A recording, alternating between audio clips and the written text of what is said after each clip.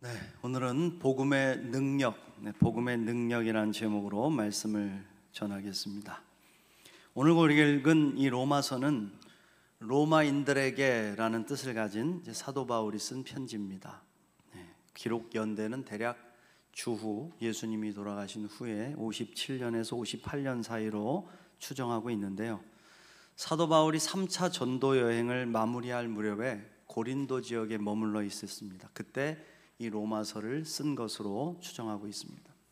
본래 바울은 로마를 거쳐서 당시에 세상의 땅끝이라고 여겨졌던 곳이 있었어요. 거기가 바로 이베리아 반도인데 스페인이 있는 곳입니다. 스페인 반도.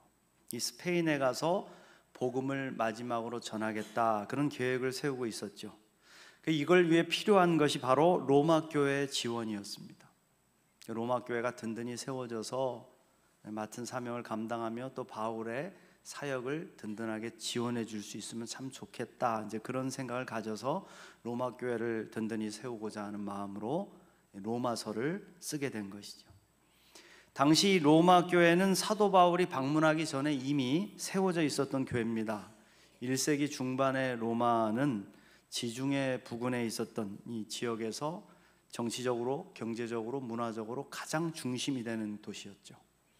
다양한 민족과 사상이 공존했고, 황제를 숭배하는 그 숭배 사상이 만연했고, 다신을 숭배했고, 음란한 문화가 도시 전체를 덮고 있었던 당시 명실상부한 세계 제1의 도시였습니다. 이런 로마에 세워진 로마 교회는 유대인 성도와 이방인 성도가 함께 공존하고 있었는데요. 여러분, 사이가 좋았을까요? 나빴을까요? 당연히 사이가 나빴겠죠. 특별히 유대 이 기독교인들은 율법을 강조하면서 율법을 제대로 지키지 못하는 자들은 결코 구원받을 수 없다, 구원의 백성이 될 수 없다, 이렇게 갈등을 일으켰습니다. 유대인이라는 영적 우월성을 강조하면서 스스로 하나님의 자리에 앉아가지고 율법의 잣대로 이방인 기독교인들을 정죄하는 거죠. 너 이래서 안 돼, 넌 이것 때문에 구원받을 수 없어 하고 자꾸 정죄하는 일이 벌어졌다. 이에 사도 바울은 예수님께서 전해주신 복음이 얼마나 놀라운 은혜와 힘을 가지고 있는지를 가르쳐 주어서 로마 교회가 분열이 아닌 하나됨을 향해서, 특별히 그리스도의 복음 안에서 하나됨을 이루도록 강력하게 권면하고 있습니다. 그게 바로 로마서죠. 여러분, 율법은 죄를 가르쳐 줄 수 있을 뿐입니다. 율법이 없었을 때는 이게 죄인지도 모르고 살아가는 거죠. 그러다가 하나님의 말씀을 통해 율법을 깨닫게 되면, 아, 이게 죄구나, 이것이 하나님 앞에 범죄하는 것이구나, 그걸 알게 하신단 말이에요. 눈이 열리죠. 그런데 딱 거기까지입니다. 죄인 걸 아는 것, 그것으로 끝나는 거예요. 그런데 그 율법 가지고 마치 자격증을 받은 것처럼 적어놓고 자신은 지키지 않으면서 남을 판단하는 도구로 사용하고 있으니 얼마나 어리석은 일이었겠습니까? 그 판단을 결국 자기 자신도 하나님 앞에 받게 될 것이라는 것을 알지 못하는 것일까요? 어리석은 일이죠. 이에 바울은 율법이 아니요, 오직 예수 그리스도의 복음, 그 복음을 믿는 믿음으로만 의롭다함을 얻을 수 있다는 것, 의롭다함을 얻을 수 있다는 걸 가르쳐주고 있다. 할렐루야. 사랑하는 성도 여러분, 교회는 오직 그리스도의 예수의 복음으로 하나 되어서 땅끝까지 이르러 예수님의 복음의 증인이 되는 공동체가 되어야 될 줄 믿습니다. 그렇다면 복음이 뭡니까? 내가 예수를 믿고 있다고 하는데 복음이 뭔지도 모른다, 그러면은 여러분 회개하셔야 돼요. 각성하셔야 됩니다. 복음은 기쁜 소식이죠. 기쁜 소식. 헬라어로는 유앙겔리온 이렇게 발음하는데, 죄로 인해서 죽음과 멸망으로 나아갈 수밖에 없는 절망적인 존재인 인간, 우리 인간을 구원하시기 위해서 예수님이 오셨다. 그냥 오시기만 한 게 아니라 우리의 모든 죄를 다 끌어안으시고 십자가에 죽으심으로 우리의 죄를 대속하셨다. 할렐루야. 그리고 거기서 끝난 게 아니라 사흘 만에 죽음에서 다시 부활하셔서 영원한 생명의 길을 열어주셨다는 사건, 그리고 그 사실을 믿는 모든 자에게 영원한 생명을 허락하셨다는 참 기쁜 소식. 할렐루야. 이 놀라운 소식이 바로 복음입니다. 믿습니까? 그런데 바울이 지속적으로 강조하는 게 뭐냐면 바로 이 복음에 힘이 있다, 이 복음에 능력이 있다. 자, 오늘 말씀 16절을 한번 다시 보겠습니다. 16절 말씀. 자, 함께 읽어보겠습니다. 시작. 내가 복음을 부끄러워하지 아니하노니 이 복음은 모든 믿는 자에게 구원을 주시는 하나님의 능력이 됨이라. 할렐루야. 여러분, 여기서 능력이라는 단어를 헬라어로 두나미스라고 합니다. 두나미스. 이 단어에서 여러분 아시죠? 다이너마이트가 나온 거예요. 이 다이너마이트가 얼마나 힘이 있습니까? 한번 폭발하면은 어마어마한 산도 무너지고 또 폭발시키면 빌딩도 다 무너져 내리는 힘이 있죠. 이 능력이 복음에 있다. 그렇다면 이 복음의 능력은 어떤 모습으로 나타날까? 물론 이렇게 힘이 있는데 그렇게 다 터져서 죽이면 안 되잖아요. 복음은 다른 능력을 가지고 나타나는데 그 복음의 힘은 어떤 모습으로 나타나느냐? 오늘 세 가지를 바울이 가르쳐 줍니다. 첫 번째로, 복음은 서로의 은사를 나누게 하고 위로하여서 온전히 함께 세워주는 능력으로 나타난다. 복음의 능력을 온전히 체험한 사람들은요, 마음이 넓어져요. 마음이 자신밖에 모르고 살았던 이기적인 마음이 놓아지고 자신의 삶에만 매여서 그것만 보고 살았던 마음을 열어서 이웃의 아픔을 보게 되고 다른 공동체의 어려움을 돕게 만듭니다. 귀찮은 것 같아도 이상하게 마음이 열려서 그 일을 하게 하죠. 자, 오늘 말씀에서 사도 바울은 로마 교회의 소식을 들었다고 말씀하고 있습니다. 어려운 여건 속에서도 로마 교회 성도들이 믿음을 지키면서 끊임없이 복음을 전하려고 노력하는 이야기들이 들려왔다는 거죠. 그래서 오늘 우리가 읽지는 않았지만 8절 말씀을 보면 이렇게 감사한 이야기를 하고 있어요. 제가 읽어드릴게요. 먼저 내가 예수 그리스도로 말미암아 너희 모든 사람에 관하여 내 하나님께 감사함은 너희 믿음이 온 세상에 전파되미로다. 할렐루야. 참 저는 우리 양천교회도 이러한 소문으로 세상에 전파됐으면 좋겠다고 소망했어요. 오직 예수 그리스도의 소식, 복음의 기쁜 소식을 전하기에 분주해서 어느 곳에서도 양천교회 교인들이 그 소식을 전하는 일에 앞장서고 있었어. 많은 사람들에게 전파되어서 알려지는 교회. 여기도 가도 누구야? 양천교회. 저기를 가도 누구? 양천교회. 그렇습니다. 복음은 결국 감춰둘 수 없다. 우리가 가진 복음을 향한 사랑과 열정은 반드시 드러나야 마땅하다. 여러분, 산 위에 세워진 동네는 감춰질 수 없습니다. 우리 양천교회 복음을 향한 열정도 이와 같이 드러나 밝히 빛나시기를 간절히 축복합니다. 이렇게 감사한 바울은 한 가지 소식을 더 들었어요. 그게 뭐죠? 로마 교회에 있는 유대인 기독교인들로 인해서 교회에 다툼과 분열이 일어났다. 어려움이 일어났다. 그래서 하나님께 기도했습니다. 하나님, 제가 속히 로마로 갈 수 있는, 로마 교회로 갈 수 있는 길을 열어주십시오. 가서 작은 힘이라도 로마 교회가 든든히 세워지는데 보탬이 됐으면 좋겠습니다. 하나님, 나를 좀 보내주세요. 이렇게 기도했다. 사랑하는 성도 여러분, 우리는 모두 양천교회 공동체로 보냄을 받은 믿음의 백성들입니다. 믿습니까? 저와 여러분을 이곳에 보내신 분명한 뜻이 계시다. 그냥 심심해서 보내신 게 아니라 우리를 만나게 하신 뜻이 있습니다. 믿습니까? 그러므로 작은 힘이라도 이 바울의 고백처럼 은사를 나누고 함께 섬김으로 말미암아 교회 공동체가 온전히 세워질 수 있도록 힘을 보태야 된다. 힘을 보태야 된다. 뒷짐지지 말고 작은 것이라도 보태야 된다. 자, 오늘 말씀 11절부터 12절까지 함께 읽어보겠습니다. 자, 시작. 내가 너희 보기를 간절히 원하는 것은 어떤 신령한 은사를 너희에게 나누어 주어 너희를 견고하게 하려 함이니 이는 곧 내가 너희 가운데서 너희와 나의 믿음으로 말미암아 피차 아니함을 얻으려 함이라. 그렇죠? 어떤 신령한 은사를 나누어 주고 싶다. 이유가 뭐예요? 견고하게 하려 합니다. 견고하게 하려 합니다. 단순히 그냥 나 로마 가보고 싶어, 로마 교회를 한번 방문해 봤으면 좋겠어, 로마 얼마나 멋진 도시야, 구경 한번 하고 싶네, 그런 소망이 아니라 어떻게 하면 나의 작은 은사를 나누어서 로마 교회를 더욱 견고하게 세워줄 수 있을까? 어떻게 하면 나의 작은 헌신으로 말미암아 교회의 보탬이 될 수 있을까? 사랑하는 성도 여러분, 저와 여러분에게도 이와 같은 소망이 있으시기를 주의 이름으로 축복합니다.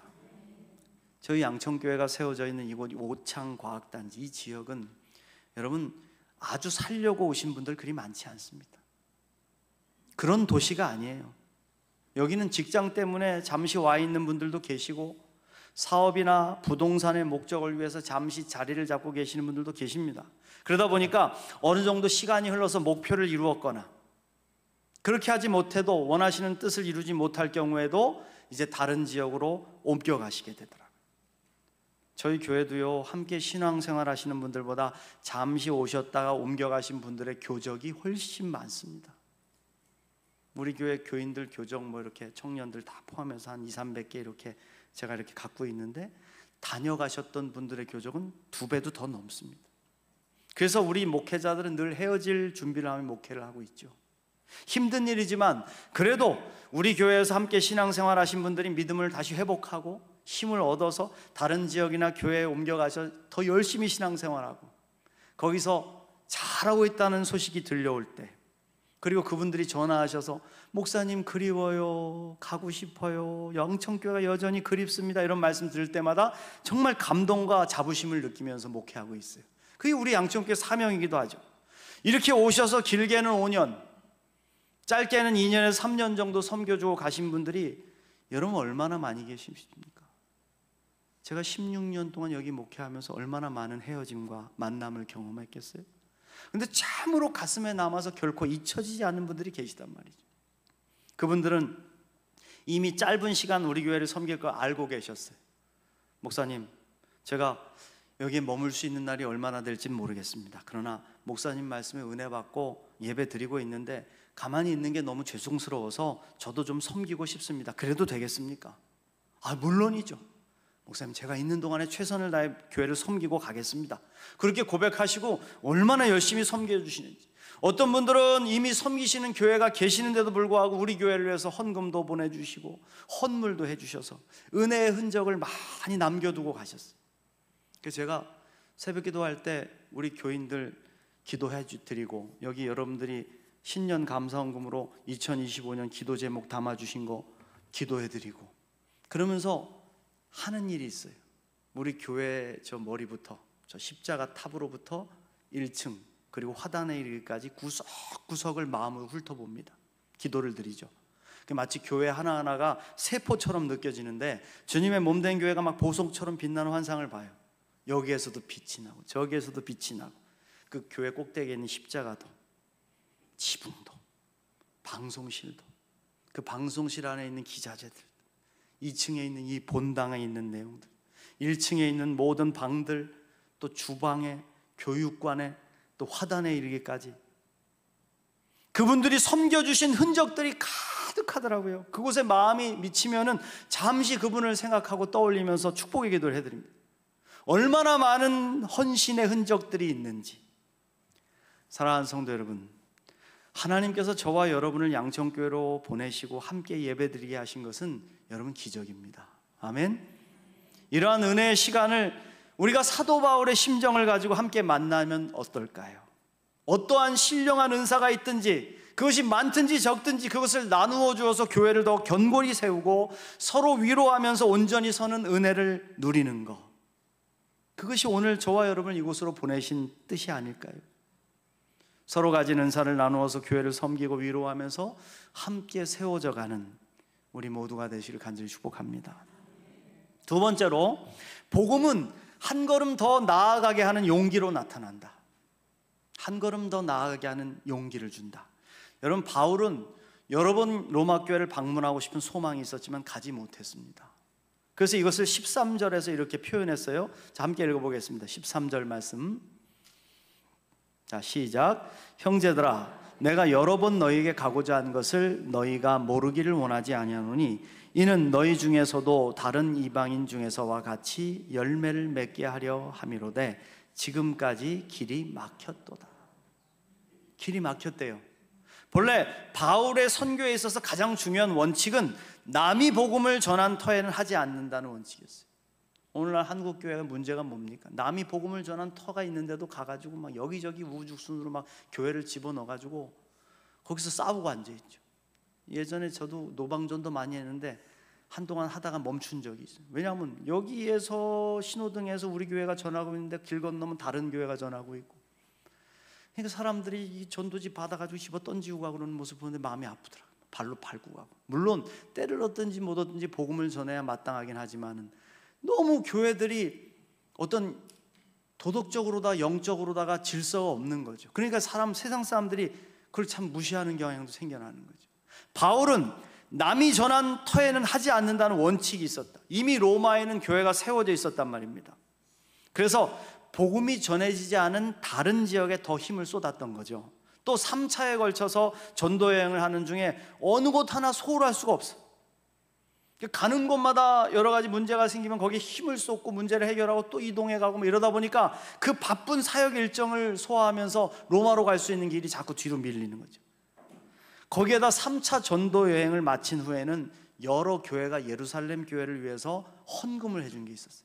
예루살렘 지역에 큰 지진이 나가지고 어려움을 당했거든요. 특별히 예루살렘 교회 공동체가 너무너무 비참한 생활을 한다는 소식을 듣고 각 교회에 흩어져 있는 교회들이 헌금을 해줬단 말입니다. 그걸 모아가지고 전달해줘야 될 사명이 있었어요. 이게 시급했기 때문에 또 로마로 가는 길, 방문 계획을 미루게 된 거죠. 그러나 미루고 미뤘어도 바울은 포기하지 않은 게 결국 어떻게 됐어요? 죄수의 몸이 돼서 죄인의 몸으로 로마로 강제로 압송을 당하는 일이 벌어지죠. 하나님께서 막혔던 로마 방문의 길을 강권적으로 여시고 바울이 로마에 가서 복음을 전파함으로 놀라운 전파의 역사가 일어나는 일을 행하셨다. 할렐루야. 이처럼 바울이 로마로 가는 길이 막히고 또 막혀도 포기하지 않고 계속해서 기도했던 이유가 있습니다. 그것은 복음으로 인해서 자기가 받은 은혜를 기억하고 있었기 때문에. 여러분들은 복음으로 인해서 받은 은혜를 기억하고 살아가고 계십니까? 쉽게 말해서 복음으로 인해서 빚진 자의 심정을 가지고 살아가고 있느냐? 빚진 자의 심정. 자, 14절 말씀을 보겠습니다. 14절 말씀 함께 읽습니다. 시작. 헬라인이나 야만인이나 지혜 있는 자나 어리석은 자에게 다 내가 빚진 자라. 그렇죠. 빚진 자. 여러분, 포기하지 않는 믿음, 결코 포기할 수 없는 사명, 이 마음은 오직 빚진 자의 심정을 가지고 있을 때 가능하다. 빚 받을 자의 마음이 아니라 빚진 자의 심정. 갚아야 되는데, 갚아줘야 되는데, 도와줘야 되는데, 무엇보다도 복음으로 인해서 삶이 송두리째 바뀌는 경험을 한 바울에게는 이 빚을 갚는 것이 인생의 목적이 되었다고요. 그러니까 믿지 않는 영혼들만 보면 눈이 뒤집히는 거 아닙니까? 전하지 않고는 견딜 수 없는 죽을 것만 같은 심정이 그를 막 몰고 가는 거죠. 그래서 제가 사도 바울의 여정을 따라서 가봤는데 그 길을 걸어 다녔다고 하는데 이거는 인간의 힘으로 가능한 길이 아닌 거예요. 그런데 다 바울을 다니는 거죠. 그렇습니다. 복음은 온 세상을 변화시킨 하나님의 능력입니다. 믿습니까? 이를 위해 필요한 것이 바로 복음의 빚진 자들이 목숨을 걸고 전하는 헌신입니다. 복음의 능력은 바로 이러한 빚진 자의 심정을 가진 사람들의 자발적인 헌신을 이끌어내는 힘이 있다는 거예요. 한 걸음 더 나아갈 수 있도록 힘을 주십니다. 기독교의 역사는요, 빚진 자의 심정을 가진 제자들이 예수님이 주신 십자가의 복음을 위해 헌신한 역사입니다. 빚진 자의 심정을 가지면 포기하지 않게 되죠. 빚진 자의 심정이 없는 사람들은 쉽게 포기합니다. 내가 어려울 게 아쉬울 게 뭐가 있다고, 내가 뭔 영화를 보겠다고 이 고생을 하는가, 그리고 돌아서 버립니다. 그러나 빚진 자의 심정을 가지면 용기를 내어서 한 걸음 더 앞으로 내딛게 되죠. 양천교회 목회 초기에 교회가 너무 어렵다 보니까 여기저기 손을 많이 벌리고 다녔습니다. 구걸을 많이 했습니다. 1년 예산이 500만 원이 안 되니 상상을 해보십시오. 한 달에 50만 원이 안 들어오는 헌금이었습니다. 빚은 2억이 넘는 또 빚이 있었고 이자만 180만 원을 줘야 되니까 제가 구걸하지 않을 수가 있겠습니까? 큰 교회 목사님들, 선배 목사님들 교회마다 찾아다니면서 목사님 한 번만 도와주십시오. 3년만 도와주십시오. 그 가면 나는 충북로에서 왔기 때문에 충북로의 목사는 안 돕네. 그건 또 무슨 법이에요? 그건 또? 충북로에서 왔으니까 충북로의 목사를 도와줘야 되지 않겠어요? 충북로에서 왔기 때문에 난 충북로의 목사는 안 돕네. 기회가 되시면 한 번만 도와주세요. 그렇게 매몰차게 거절하는 선배 목사님들을 보면서 마음에 많은 상처를 받게 됐죠. 때로는 이 등 하나 갈 돈이 없어가지고 큰 교회에 구걸하러 다니다. 기업체를 하는 지인들이나 사장님 만나면 사장님 창립기념일에 나누어준 그 선물 있잖아요. 그건 좀 남아있잖아요. 남아있지. 창고에 좀 쌓여있지. 그거 좀 주십시오. 그거 가지고 좀 전도 물품으로 만들어 쓰겠습니다. 또 문을 닫게 된 회사에 가가지고 중고 에어컨 떼다가 교회 구석구석에다 설치하기도 하고, 그때마다 마음속에서 사단이 유혹을 합니다. 속삭이죠. 무슨 영화를 누리겠다고 그리 구걸하고 다니냐?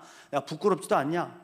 그렇게 한다고 뭐 누가 알아주기라도 하냐? 교회가 바뀔 것 같냐?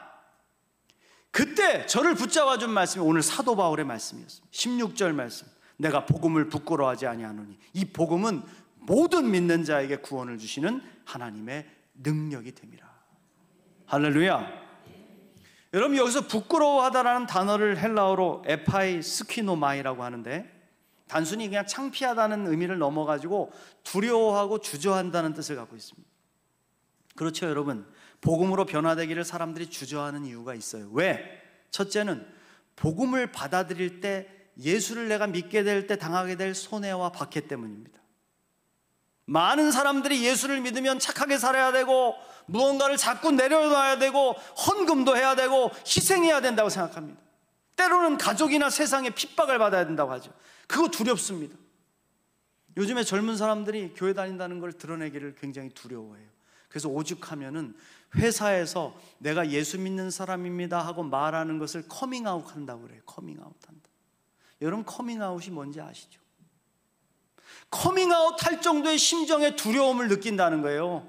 믿지 않는 사람들에게 나 예수 믿는 사람이야 하고 말한다는 게. 또 한 가지는 쑥스럽고 창피해.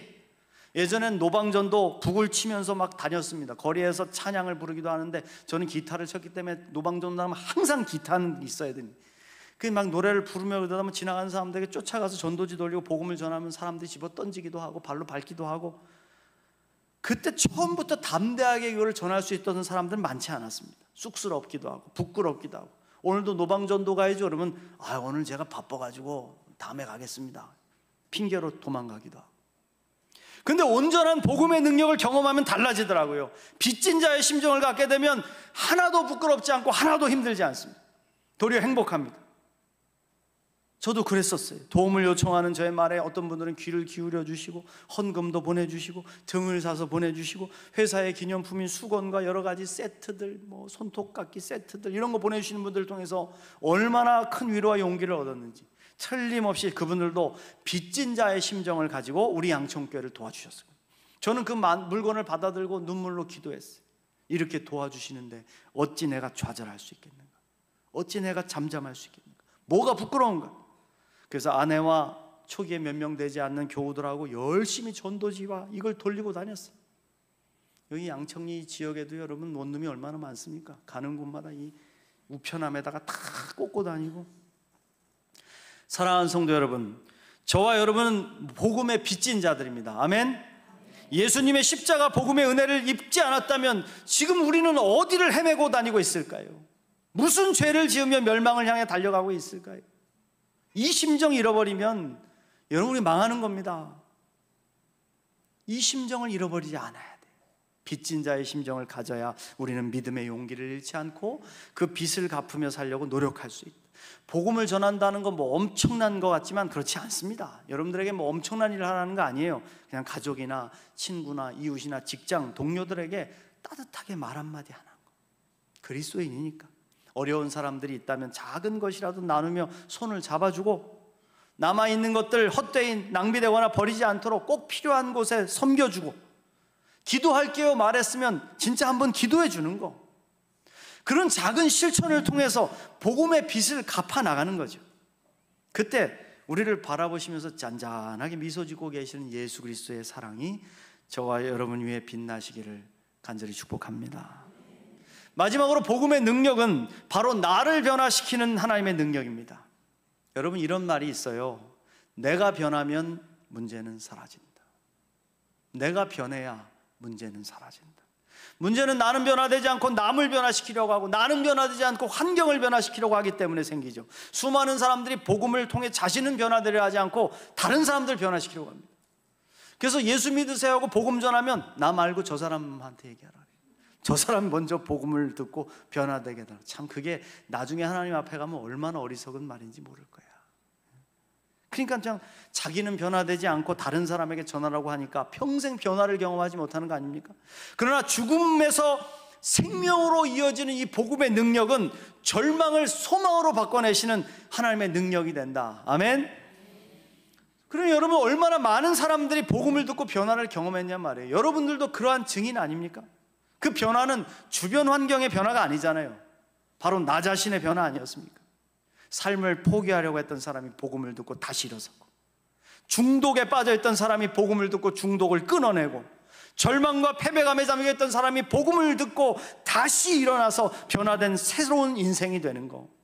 그렇게 복음이 전해질 때 사망의 권세 아래에 있던 한 인생이 바뀌어버리는 것이죠. 여러분, 복음은 남을 변화시키는 게 아니라 바로 나를 변화시키는 하나님의 능력이라는 것을 기억하시길 축복합니다. 그렇게 내가 변하면, 내가 의인이 되면 나의 삶 속에 믿음의 역사가 일어나기 시작하죠. 믿음으로 예배하기 시작하고, 믿음으로 기도하기 시작하고, 믿음으로 헌신하며 살아가는 삶에 하나님의 믿음의 역사가 일어나기 시작한다. 여러분, 그게 바로 의인은 믿음으로 말미암아 산다는 실체예요. 실체. 할렐루야. 그렇게 살면 어찌 될까요? 바로 삶의 자리가 변화되기 시작합니다. 내가 변화되면 그때 나의 삶의 자리가 변화되고, 나의 삶뿐만 아니라 삶에 함께하는 공동체가 변화되기 시작하죠. 여러분, 사도 바울은 고백합니다. 자, 17절 말씀 함께 읽겠습니다. 시작. 복음에는 하나님의 의가 나타나서 믿음으로 믿음에 이르게 하나니 기록된 바 오직 의인은 믿음으로 말미암아 살리람과 같으니라. 할렐루야. 그렇습니다. 복음으로 거듭난 삶에는 믿음의 능력이 나타난대요. 그 능력은 우리를 이 땅에 보이는 것에 이끌려 살지 않게 하고, 보이지 않는 하나님의 나라를 소망하게 하고, 또 그 은혜와 능력 안에 살아갈 수 있도록 우리를 자꾸 이끌어주죠. 그 능력이 우리에게 복음을 전할 용기와 지혜를 줍니다. 한 걸음 더 나아가게 해서 예수님께서 말씀하셨던 좁은 길을 걸을 수 있는 용기도 준다. 이게 의인이 된 저와 여러분의 인생에 부어주시는 복음의 능력이다. 믿습니까? 사랑하는 성도 여러분, 예수 그리스도의 복음의 능력으로 인생이 바뀌셨습니까? 그렇다면 이제 주님이 주신 복음의 빚진 자로서 가지고 있는 은사를 나누십시오. 서로 위로하십시오. 아름답게 세워져 가십시오. 무엇보다도 빚진 자의 심정으로 포기하지 않는 믿음의 용기를 가지고 죽어가는 영혼을 향해서, 여러분들의 자녀들과 이웃을 향해서 한 걸음 더 나아가서 담대히 복음을 전하는 참으로 의인의 삶을 살아가는 저와 여러분이 되시기를 간절히 축복합니다.